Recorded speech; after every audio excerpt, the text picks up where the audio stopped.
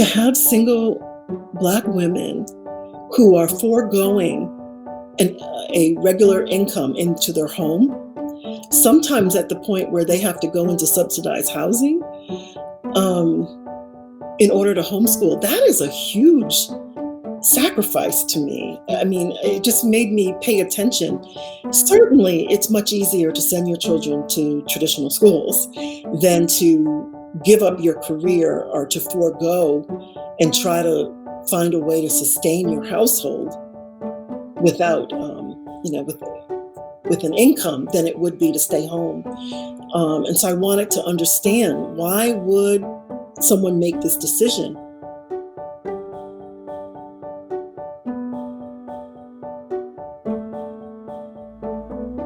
Welcome to Homeschool Talks, a podcast by HSLDA. This is a show about all things homeschooling, from practical tips to inspiring stories and everything in between. We're so glad you've joined us today, and we hope you enjoy the program.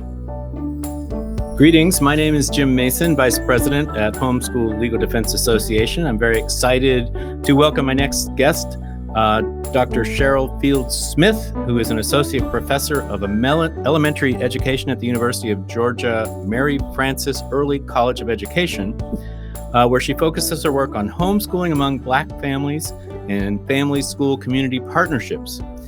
She is co-founder of the Black Family Home Educators and Scholars, and she is the author of Exploring Single Black Mothers: Resistance Through Homeschooling, which came out last year in 2020. Welcome, Dr. Fields-Smith. Thank you so much for having me. I'm honored to be here. So I thought we'd begin by maybe telling our listeners how you came to be where you are today and how your academic focus came to be on Black homeschooling. Sure. So I used to be an elementary school teacher. I taught first grade, second grade, fourth grade in Connecticut, where I'm from. And there were a lot of questions that popped up for me that caused me to pursue a PhD. And I went to Emory University in Atlanta to do that work.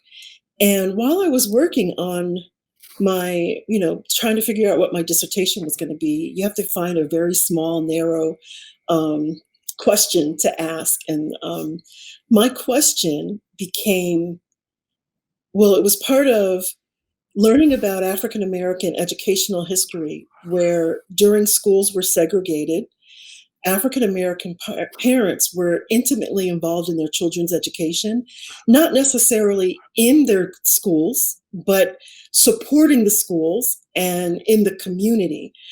And then when you read the contemporary work on Black families' engagement in their children's education, there is this misrepresentation of Black families being perceived as not caring about their children's learning, which I said, no, that is not true. So I did a whole dissertation trying to ascertain how highly engaged Black families or Black parents described their family engagement. And what I found was, in that dissertation, I used community nomination, and people tend to have social networks that are very similar. So my dissertation study of family engagement had 5 schools represented, 22 or 21 Black parents, mothers and fathers, but they were all in their 40s and 50s. They were highly educated, tended to be middle class and upper income. And so when I got to UGA, I wanted to replicate the study, but I wanted to find the younger parents to see if they had the same ideas and beliefs and practices about their engagement in their children's education. But the older parents didn't know the younger parents in those schools. But someone referred me to a woman who was in her 30s that was homeschooling her 3 daughters. And I said, I didn't know that Black people homeschooled. That was very puzzling to me. Why would we do that? What time frame would this have been? This was in 2005. Okay. And so I met with that mother for 4 hours and learned about her homeschooling practice, met her children, and learned all about why she was doing it. And that she was deeply connected to other Black home educators. So I was awarded a Spencer Foundation grant to do a 2-year study from 2006 to 2008. And in that study, I had 46 Black families, mostly representing the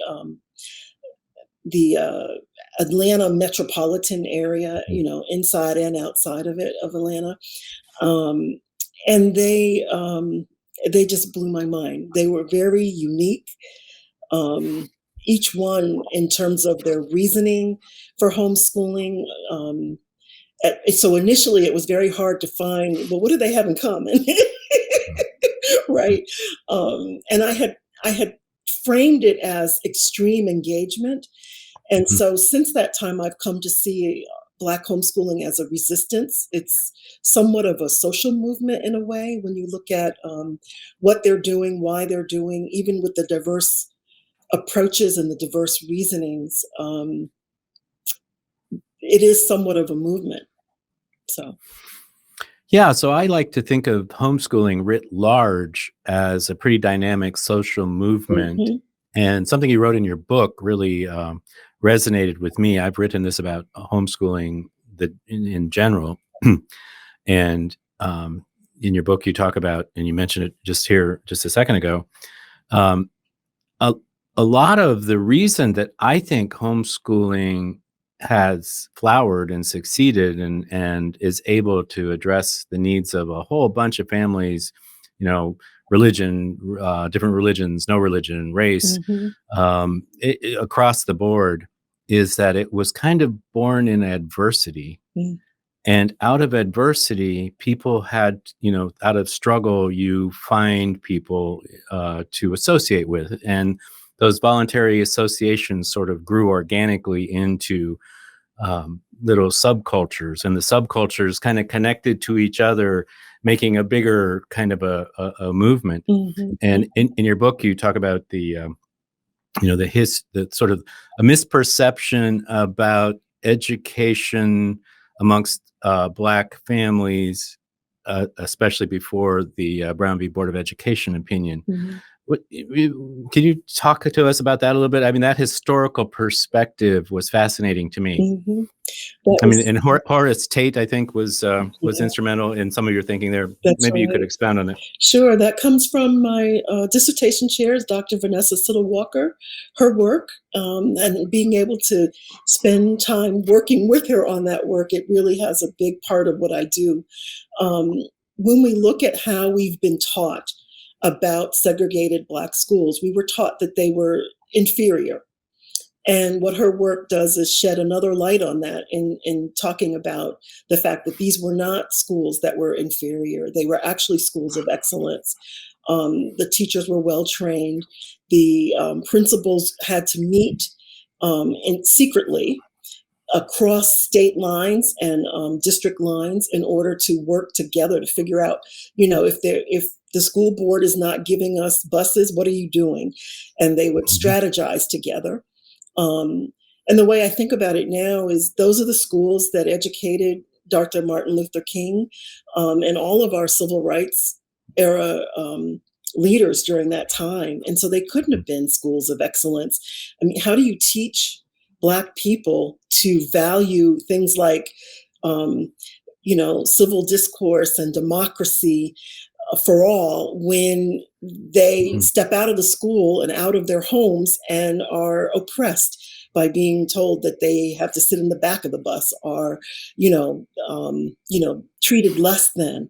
Yeah. So those, I did an interview with a man the other day, Bob Woodson, and he talked about during that era, the education amongst Black children really excelled. And you talk about in the book that there was some disruption to that network. So, I think the schools were a lot poorer and had a lot less equipment and a lot less good, things, material things, but there was this spirit of working together and a lot of community organization and parental involvement. And so what happened that changed that? I think what happened is the way that we decided to desegregate. The Horace Tate has a speech that you can find online. He referred to homeschooling as not homeschooling, gosh, he referred to desegregation, the desegregation plan that had been put before him, as secondhand integration. And if you think about even the way that we went about it across this country, the story is replicated over and over again. It was the Black schools that were closed. There was nothing of value found in those schools to the people who were making the decision. Teachers were fired and principals were let go. And so what was working for Black children was not valued. And so then we had public school systems today that seem to, in some ways, have carried on that legacy. You can see it in the achievement gaps, but I think it's more than achievement. I like what Rich Miller says. He calls it educational opportunity gaps. And so when you look at where Black and brown children go to school, they typically go to school. Even Teach for America students, that, these are students who haven't necessarily received a 4-year degree.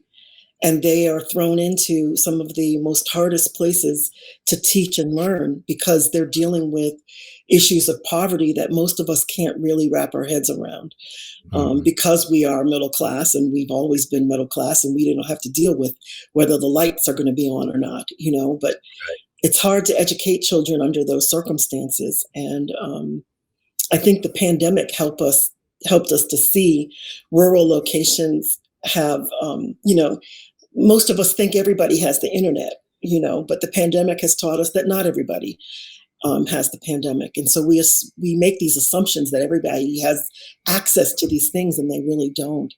And I think that our educational system needs to, reallocate resources where they're needed.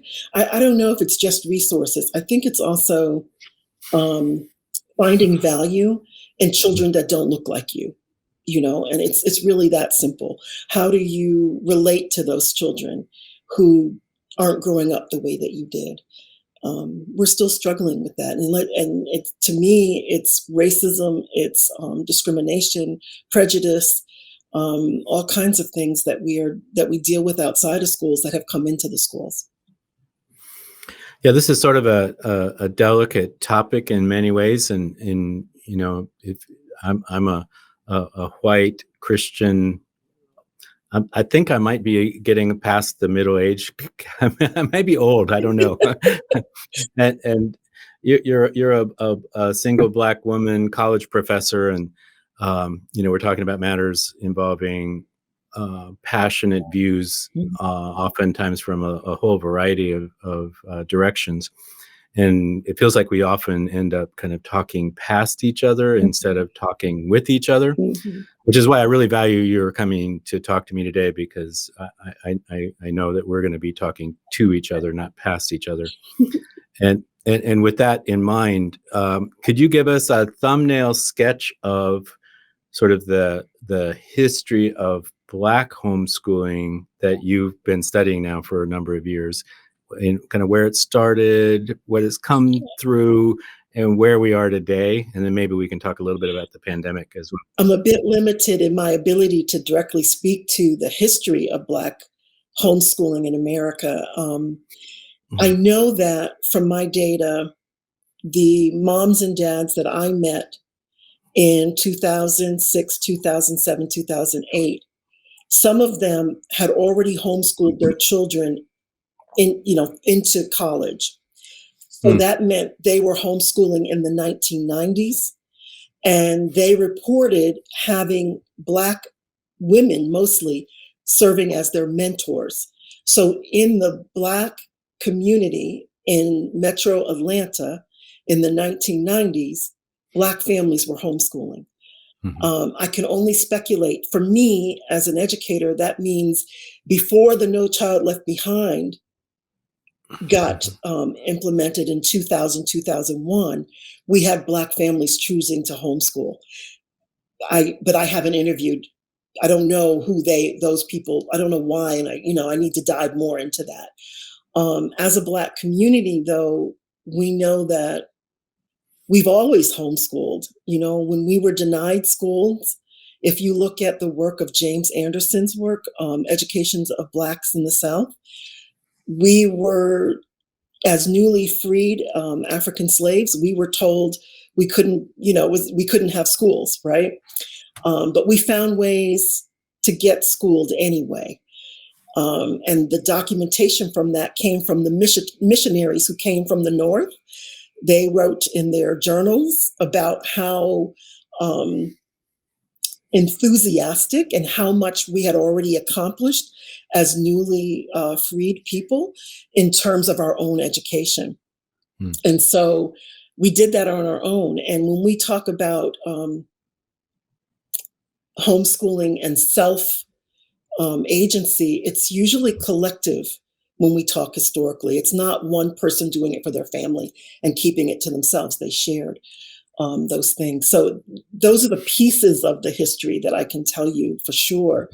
How it's changed just since my 2006, 2007, 2008 study. A lot of the families early on experienced resistance from within their own families. So mom, dad, who usually were educators themselves, you can't homeschool your children. Why are you doing that? You're going to mess them up. A lot of resistance from their own. When I talk to people who are homeschooling, they are hearing less of that. And it's more and more, it seems to be catching on in terms of they understand why. And even if you're not a teacher, that you could teach your own child. Especially depending on the location of where they are and what schools they have access to. So what's, we're aware of kind of enormous growth of homeschooling generally, but it's even a more pronounced growth amongst Black families. Yeah. Is that something you've looked at, and do you have an idea of why that's the case? Well, I think we saw that in the pandemic.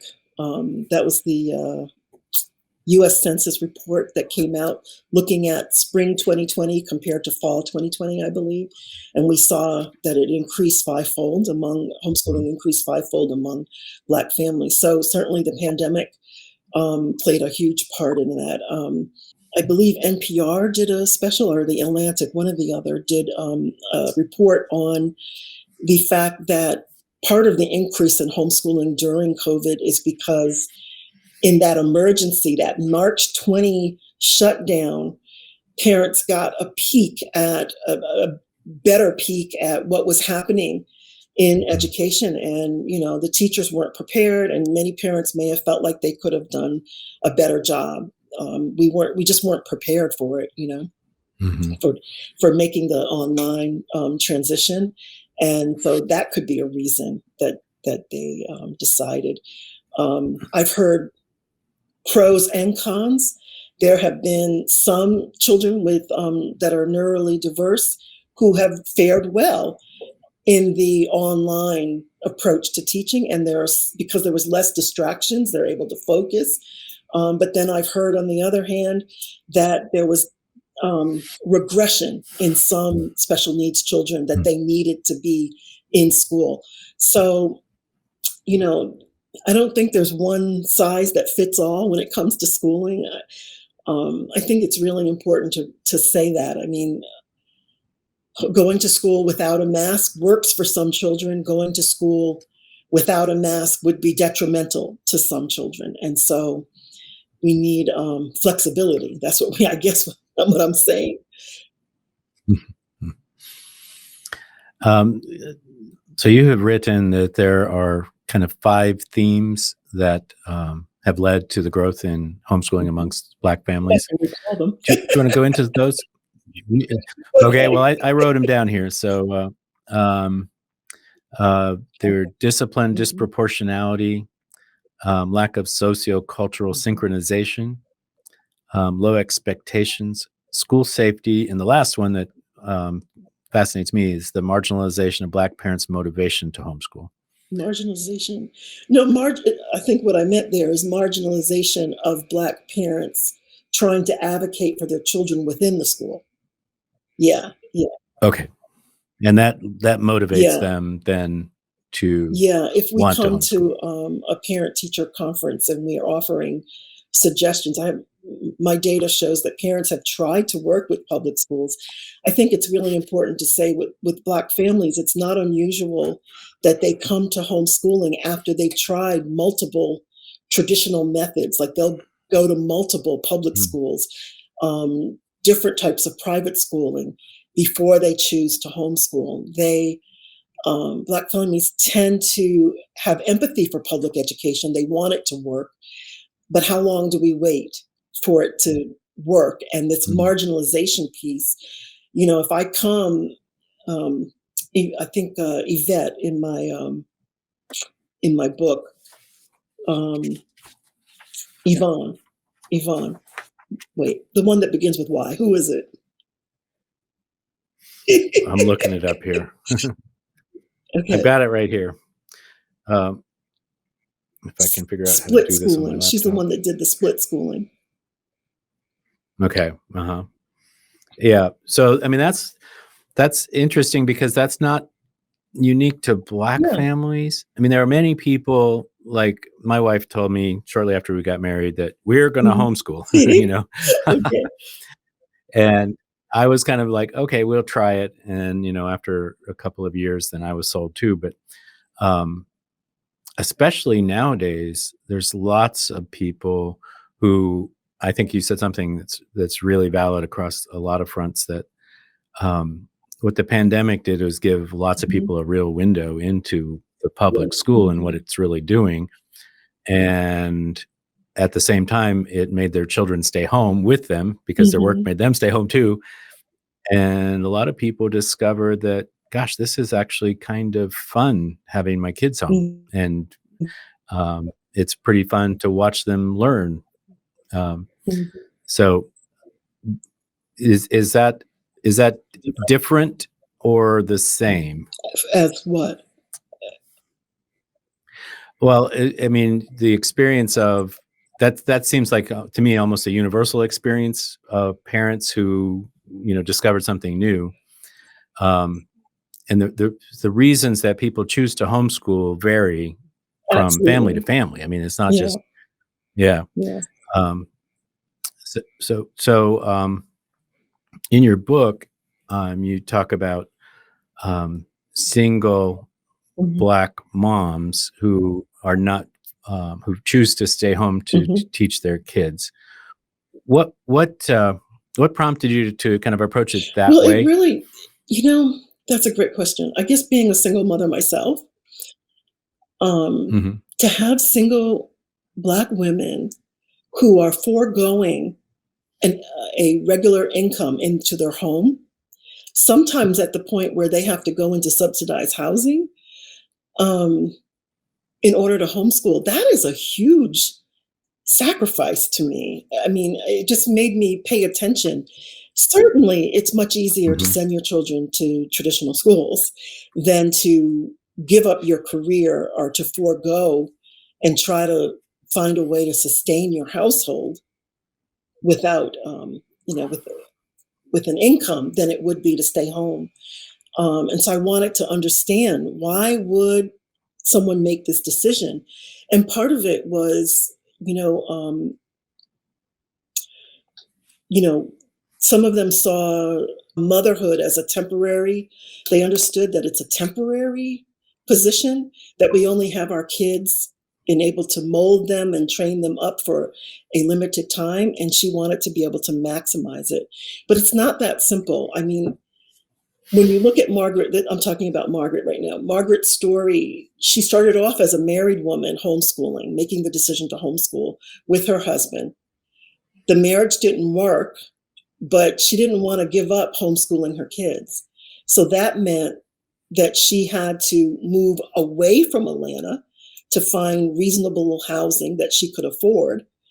And she's an educated woman. She has a master's degree. She could certainly go to work, but wanting to educate your child, like she wanted to find a way to make it work.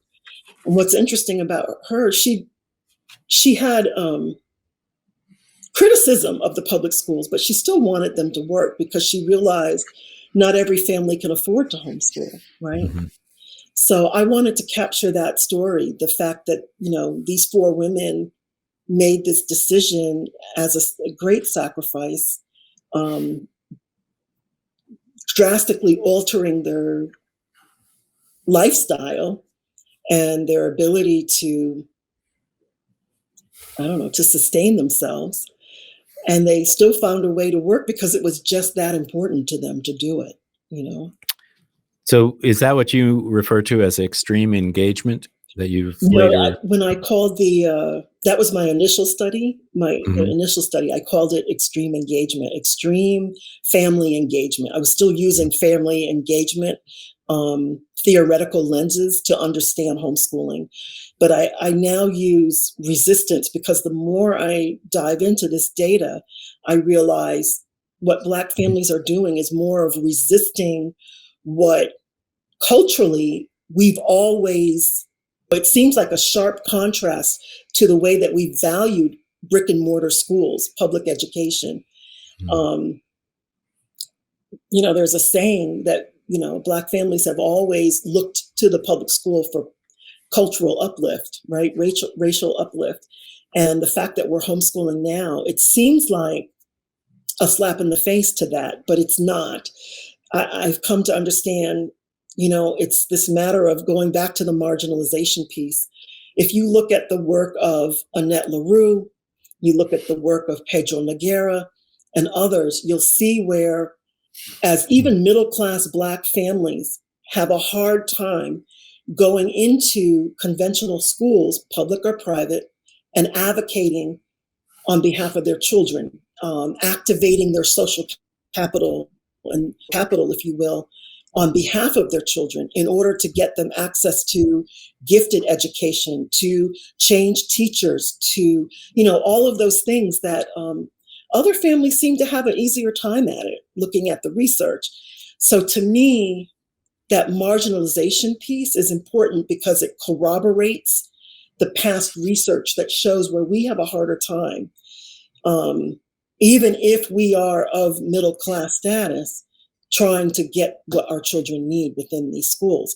And so going more into the thinking behind the word resistance, you have sort of an interesting, it means something more than what it sounds like. Okay. But for me, and I guess you're right, I'm still exploring what resistance means for African American home educators. It means a lot of different things. But initially, well, let's back up. With these single Black moms, they are resisting what the world would say they should do, right?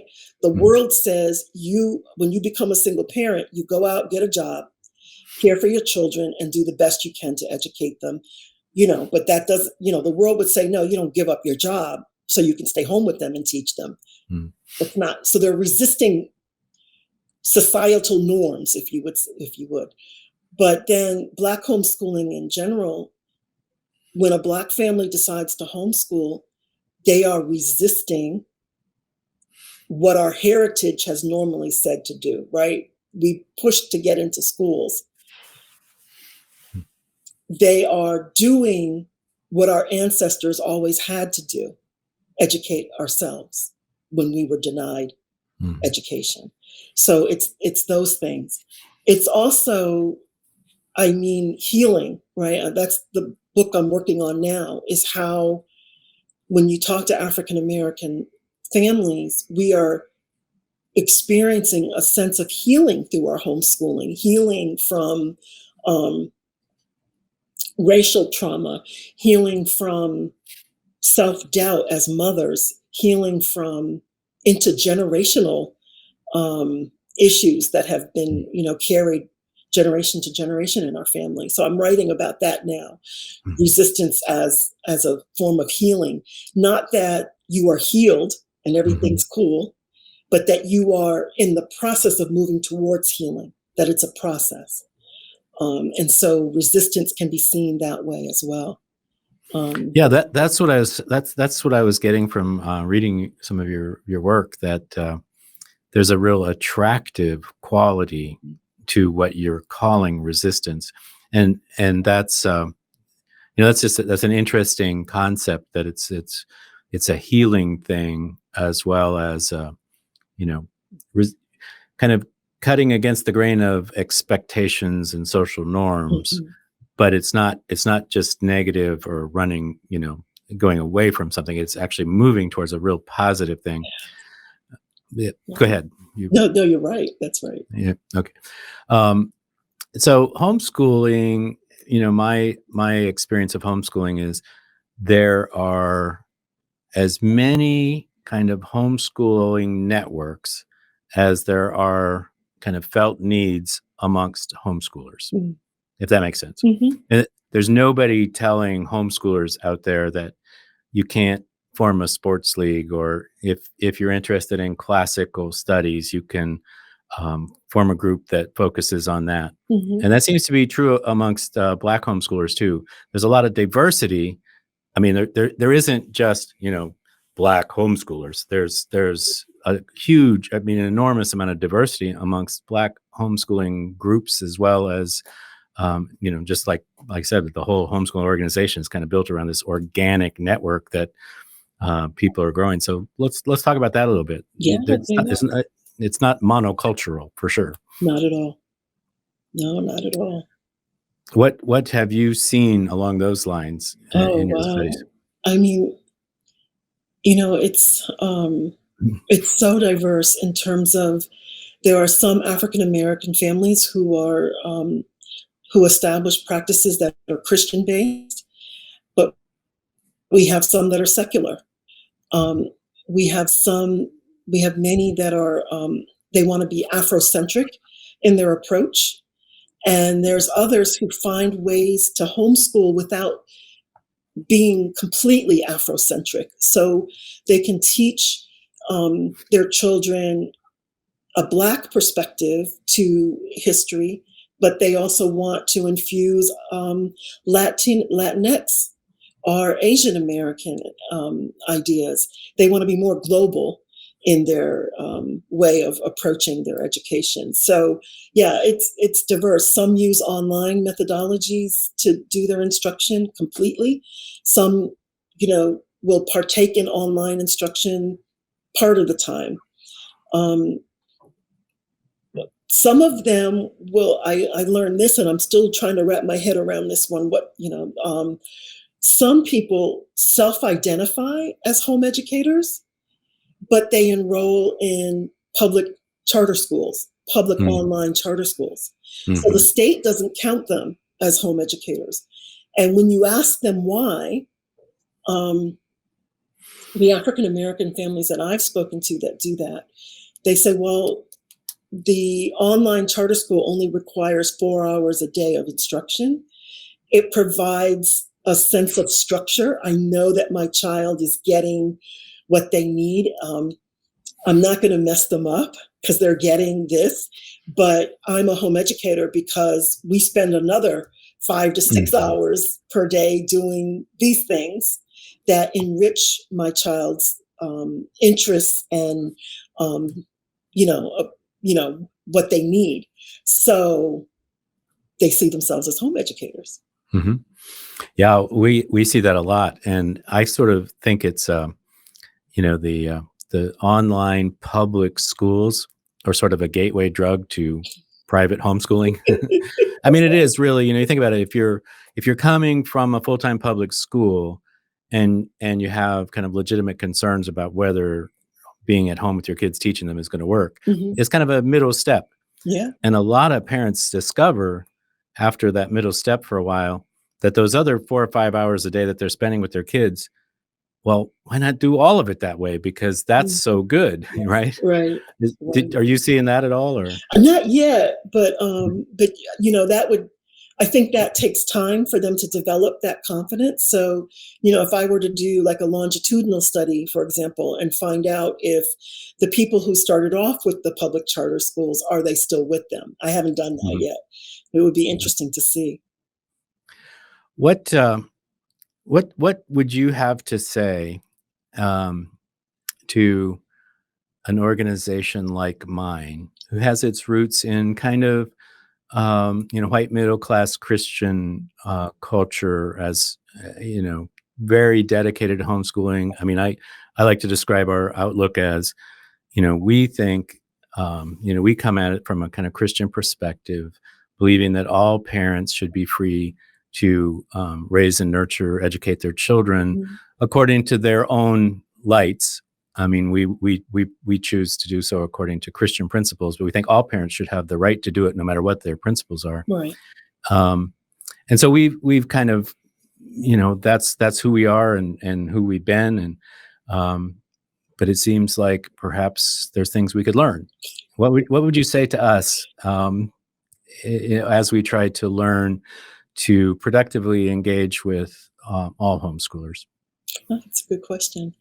I guess I would pose questions, like, in what ways do you feel comfortable reaching out, supporting secular home educators, or have you decided to exclude them?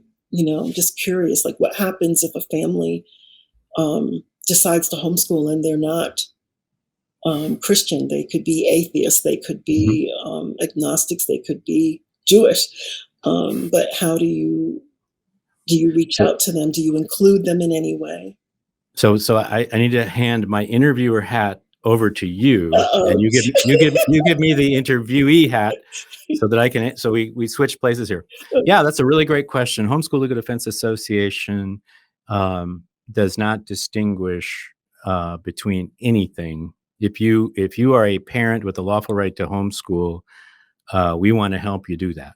Mhm. We're motivated by our Christian views that that's what all parents should be able to do, but we don't ask, and we don't care much beyond whether you're a parent with the lawful right to educate your child. And if the government's coming after you, we want to help you. That's kind of our motivations. That's good to So know.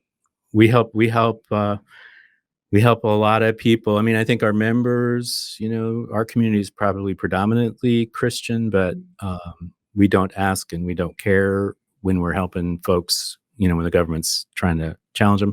And all of our work, really to roll back the barriers to homeschooling Mhm. is always intended, and, it's our heart to roll back the barriers for any parent who wants to homeschool. That's good. There's another aspect of this. We do have a sort of a compassionate wing, a charitable wing, and we are very aware that resources can be an issue for homeschoolers, and so we do have money grants that we can give out to help people get curriculum and so forth. And that's my answer to your question. What's the next Good, question, boss? good. I wonder, you know, in my healing study that I'm writing the book for, Mhm. I met with many folks, particularly that are situated here in the South, where it's known as the Bible Belt, Mm, and it's really hard for them, if they are secular, to mm, find a space to meet with people who are homeschooling their children that are not necessarily Christian, are mm, not pushing a Christian agenda, because what that does is then they don't want to be in that space. Um, that and then also some people who are Black and Christian who have engaged in um, local homeschool groups in their area mm, and experienced racism still, to the that looks like things like not being invited, being the mm, only child who's not invited to a party and you're the only Black person in the group. And so it's, the intent is hard to distinguish there, right? Certainly, children should have the right to invite whoever they want to a party. But when it's the only Black child that's not receiving the invitation, and it happens frequently or often or more than once, how can we not wonder that we're also experiencing racism? How do we get to the point where we can be in the same space and be Christians and even, accept difference, Yeah. It's a wonderful question. It's a question for our time. It's a question of my whole life, I think, something that, personally, this is just me personally, not me for organization speaking, but I'm sort of in awe of how, as time goes by, I learn more about what I didn't know or what I didn't perceive. And so, just recently, in fact, I did an interview with a fellow not too long ago, and we just recently commemorated the 100th anniversary of the Tulsa riots, and I'm not sure if I called it the right thing. It was not a good thing that happened in Tulsa 100 years ago, and I thought of myself as pretty well educated and aware and caring about, topics of race in America and historical events. And I really didn't know much about what happened then. Yeah.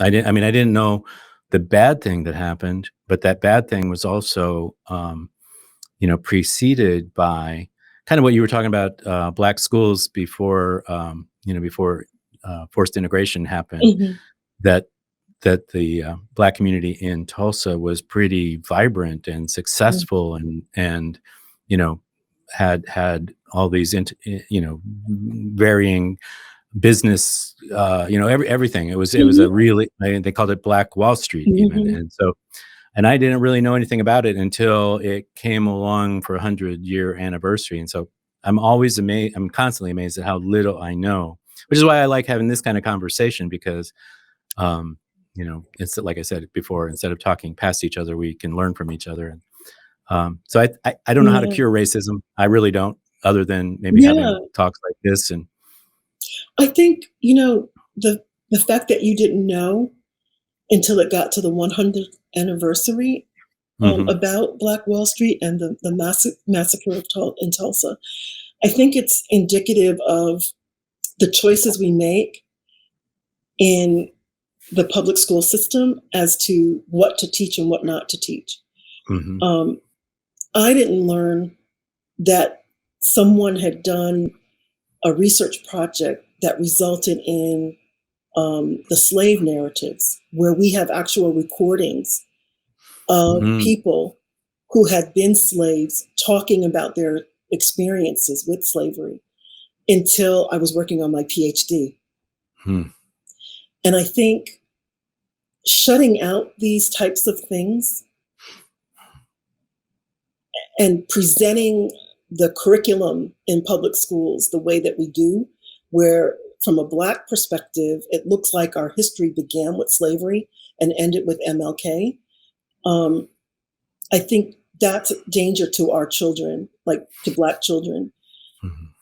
You would be probably surprised to know that the massacre on Tulsa happened in other places, that such similar massacres happened in other places.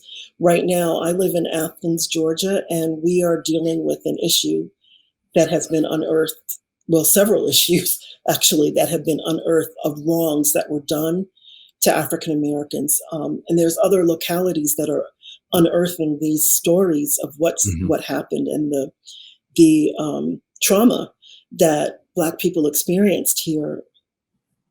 And, I think about things just like here in Georgia and most of the South, I would say, it is not unusual to find a bed and breakfast that is on an old plantation or some kind of resort that is set on a plantation, and how traumatizing that could be for an African American to go to.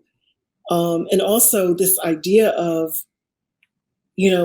what happened there was so sacred and it was so important and significant that we shouldn't forget. But to cover it up as a place where we would go and get married just doesn't seem right. And if you think about comparing it to the Holocaust, the trauma of the Holocaust, could you imagine Auschwitz being set up as a bed and breakfast or a place to get married at? Right? We would never do that. Yet the atrocities are tragic, but the way America has chosen to try to smooth it over, is highly problematic, and it keeps us from healing. And I also think about, for Black home educators, one of the things that is repetitive over and over again is this importance of having their children having a positive cultural identity. And what can the school system do to contribute to the positive self-identity of all children? Whose responsibility? Like, we have to share in that responsibility. So when we do a unit on, inventors, that we're showing inventors of all types. These are the things that homeschoolers are free to do. You're right. Exactly right. I mean, that is one of the, so you asked the question earlier. It feels to me like home education is a way of, part of the problem with the public school system, frankly, is that it's kind of a top-down, one size fits all, and some people kind of can thrive in that, or at least get by in it. I was, a public school student my whole life, and I got by in it. I wouldn't say I thrived in it because it wasn't challenging to me, and I would, I drifted through and did okay. And we kind of can focus on achievement scores and things like that. And I always did okay on achievement scores, but that was because I was bright, and it wasn't because I worked hard, and there was people worked a lot harder than I did that didn't score as well, but they maximized more of their potential than I did too. But that's what's the beauty of home education. And I would imagine it's why many Black families are gravitating towards it, because they can, you've gone from the kind of extreme engagement to the resistance way of thinking about it, but it kind of boils down to this similar sort of thing, in that parents can pour into the lives of their children where they really are and according to their own family's felt needs. You're not beholden to somebody else to dictate to you how you're going to approach raising your family in your community, and you form your own communities according to interests. And so like my family, we've been involved in some different co-ops, but the ones that we gravitated towards tended to, they suited us, right? And so it feels like with more Black families choosing to homeschool, and as we talk about these things amongst ourselves, there's more opportunity for kind of self-actualization amongst these organically grown groups, and more kind of cross-cultural conversation that's not dictated by anybody. It's all voluntary. Did I say anything that made any sense at all just now? Yes. But how do we make that happen? Yeah, I don't know. I don't know how you make it happen other than, this is the, Tocqueville talked about one of the great things about the American experience was that where in England, a great lord decides what to do, and in France, the government decides what to do. But in America, the citizens form a variety of associations that you couldn't even imagine. Right.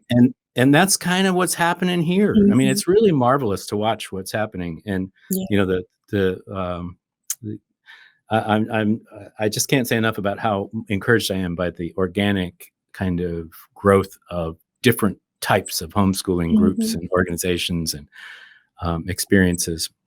So Definitely. I don't know if you can make it happen, but it feels like it might be happening. Yeah, it does happen. I think there are places, and there's still places where I think always Black people need to be amongst themselves, Latino people need to be among themselves, but we do need to, I would love to see us coming across together too. We can have both. Right. Mhm. And that raises another question I wanted to get your opinion on. Is the American story, warts and all, worth celebrating? And I mean with an honest appraisal, not a whitewash of, covering up things like the Tulsa Massacre, Yeah. but as Americans, can we work towards that goal? Mm. Wow. That's a really good question for me to think about. I've had the opportunity to visit Ghana, West Africa, 3 times. Each time I set foot there, I could feel where I was standing a little taller. I was a little more self-assured. I felt home. I felt like I belonged. I was valued. Everything around me said that I was valued. And I don't know that I'll ever feel that here. As a somewhat overweight Black woman who's single,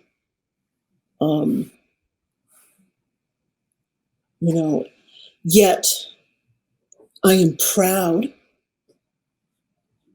to be an American in some ways too. I am grateful. When I think about my parents' story, neither one of my parents could go to college. They didn't have the opportunity. And I don't know if there's anywhere else on this planet that Black people, could do all that they did. Not just sending their children to college, but the way we grew up, the way, the freedom that they experienced, having grown up in during the Great Depression, and being able to provide for their children in a way that they themselves could never have been provided for. That's part of our great story as Americans, that particular generation. I'm worried about our future generations, though. So that's what makes me hesitate. Our future is really, really important. And it seems a little murky to me. Our race relations, all of that. Well, I think the future is designed to be murky. It probably has. It might have always been murky. It's sort of by definition, when you look it up in the dictionary, it's like a big murky cloud there. That's right. I remember when I was first reading the Bible and I came across a verse that said something like, "When the mountain breaks off into the sea, that you will stand still." I'm like, the mountain breaking off in the sea, like that really scared me. But now I understand why our faith is so important in these times, right? These mountains may be breaking off into the sea one day. They may not be the mighty whatever that we thought that a mountain was. And as those things start to crumble and things happen, we have to have faith in order to be able to continue in the future.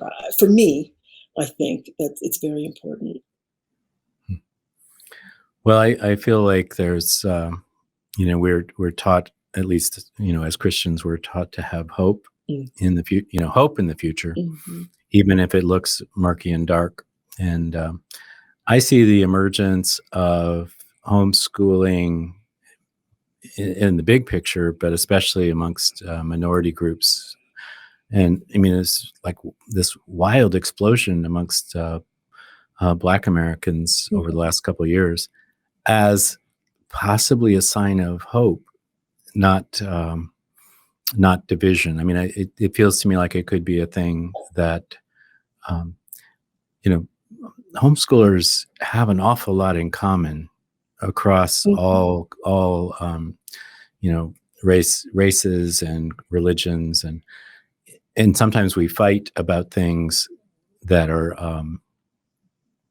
we sort of forget how much we have in common. Mhm. We are all part of the resistance. I mean, homeschoolers. I say this in speeches from time to time. There's a history book that I like to read. It's a high school text, and in it, the author says something like this: and he's talking. It's the introduction to the chapter, starting about 1850, leading up to the Civil War, and he says, it's important to remember that what we know is going to happen after 1850. Mm. In 1850, they didn't know that. Right? They had no idea. They had to act based on everything that had happened up till that time, but they had no idea.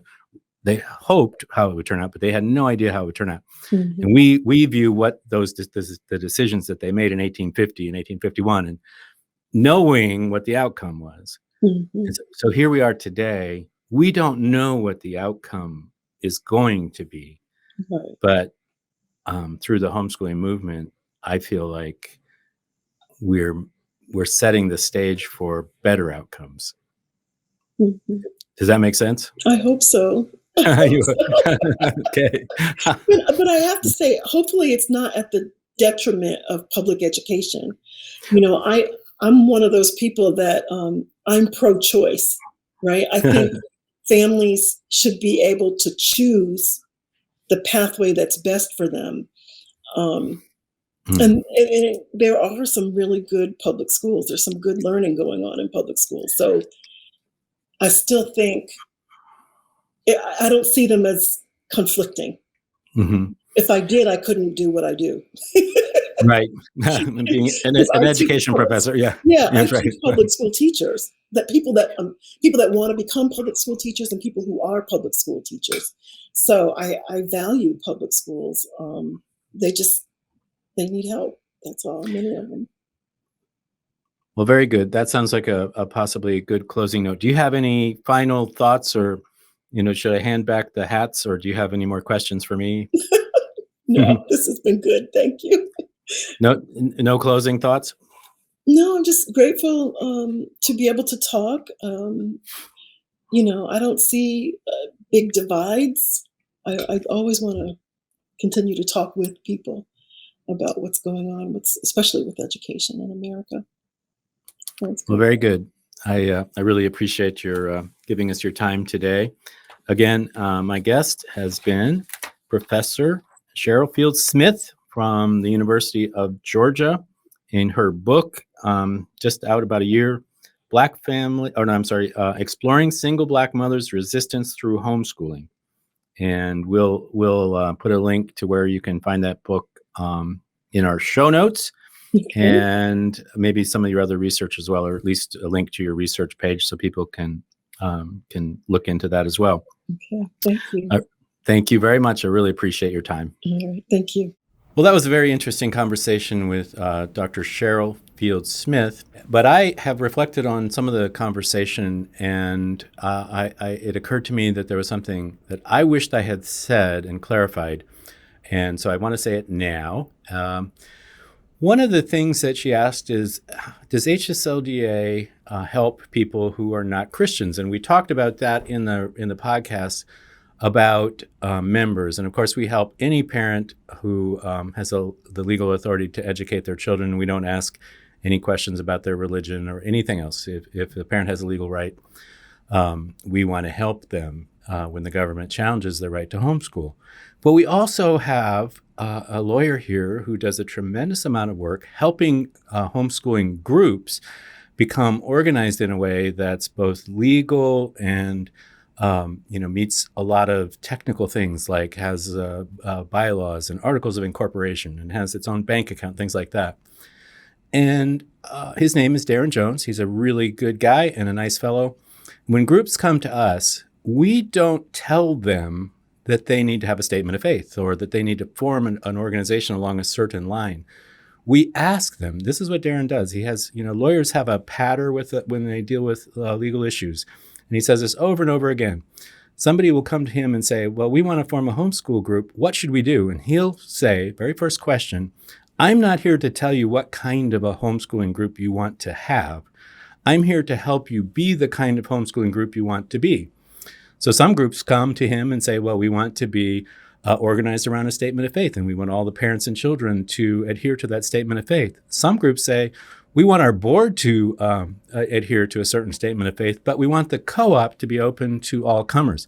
Some people say, we don't want to have any kind of religious organization. We just want to facilitate education. So Darren finds out what the group wants to be and helps them become that kind of group. We don't try to tell groups what to do or how to be, but we do want them to be well organized and take into account all of the legal things that groups need to think about. So with that clarification, I do want to really thank Dr. Fields-Smith for joining us. And I'd like to also say that, one of the things that we're trying to do with these podcast conversations is talk to a lot of people from a broad spectrum of approaches. And so while we might not agree about everything, we are talking with each other and having conversations to develop better understanding and better communications across a variety of fields and interests so that we can better understand each other. So with that, I'll let you go. I'm Jim Mason, and you can find out more about us at hslda.org. Thanks again. Every week, we hear from hundreds of homeschool families, many of whom are facing hostility from school officials or discrimination from colleges and employers. We've helped single parents facing criminal charges for homeschooling their children. We've helped families traumatized by wrongful CPS investigations. And we've even helped a grandmother harassed by the state for homeschooling her granddaughter. By donating to HSLDA, you can help make homeschooling possible for families like these and enable our work to preserve freedom for future generations. Give today at hslda.org/donate. That's hslda.org/donate. Thanks for listening to this episode of Homeschool Talks. If you enjoyed this conversation, leave a review to let us know what you think. To hear more conversations like this one, be sure to subscribe to this podcast or head on over to hslda.org/podcast for more inspiring stories and awesome ideas about homeschooling. That's all for today. We hope you enjoyed the program, and we'll see you next time.